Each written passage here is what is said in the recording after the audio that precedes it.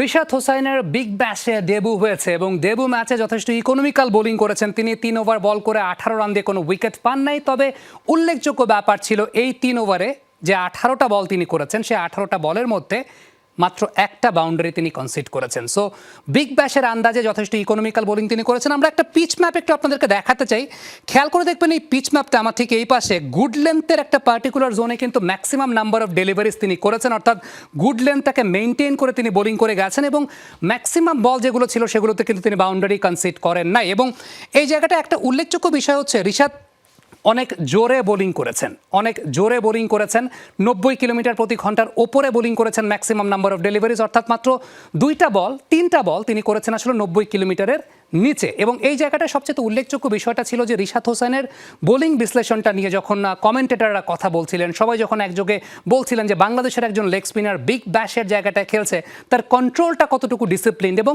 জোরে বল করছেন সেই সঙ্গে বলকে টার্ন করাচ্ছেন, এই প্রতিভার জায়গাটা নিয়ে কিন্তু কমেন্টেটররা অনেক প্রশংসাও করেছেন। মূলত বাংলাদেশের লেগ স্পিনারদের সবচেয়ে বড় প্রবলেমের জায়গা যেটা হয় সেটা হচ্ছে কন্ট্রোলটা অনেক সময় থাকে না। তবে রিশাদ হোসেনের কন্ট্রোলটা কিন্তু চমৎকার ছিল, পরিপূর্ণ ছিল। আমরা যেমনটা দেখতে পাচ্ছি যে গুড লেন্থের একটা পার্টিকুলার জোন, ওই জোনটাতে ম্যাক্সিমাম বল করেছেন।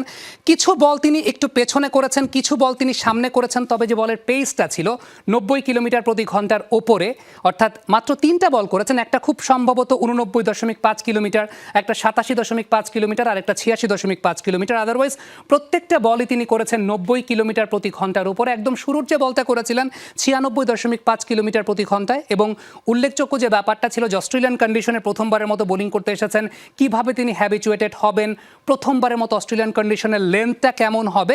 তবে রিশাদের কন্ট্রোলটা দেখার মতো ছিল। এবং উল্লেখযোগ্য আবারও বলতে হয় বিষয়টা, সেটা হচ্ছে জোরের সঙ্গে বলটাকে টার্ন করানোর যে জায়গাটা, এই জায়গাটা রিশাদ হোসেন পুরোপুরি সিদ্ধহস্ত ছিলেন। যদিও ক্যাপ্টেন শেষ পর্যন্ত তাকে পরিপূর্ণ 4 ওভারের বোলিং করায়নি, তাকে 3 ওভার বোলিং করিয়েছে। এই 3 ওভারে যথেষ্ট ইকোনমিক্যাল বোলিং, 18 রান দিয়েছেন। একটা 4 যদি কনসিড না করতেন হয়তোবা সেই ইকোনমি রেটটা কিন্তু 6-এর নিচেও থাকতো।